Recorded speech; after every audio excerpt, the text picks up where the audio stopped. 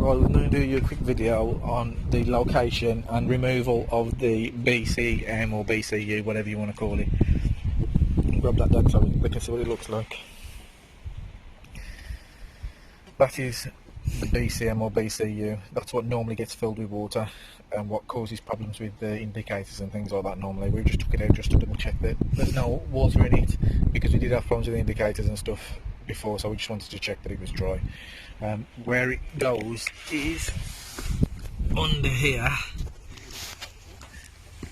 If you look under the glove box when you remove it, you can see, but the best thing to do is remove the glove box with 2 screws there and 2 screws there.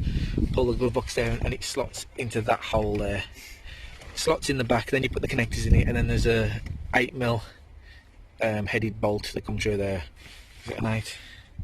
Yeah, 8mm with a 10mm on the other side. Just slots in there and that holds it. And just pull all your connectors out and make sure that none of them have got any corrosion in them or anything like that, which we've done. And that's there's another computer there, not sure what that one's for, and we've got another connector there, so we just spray some cleaner in all of them.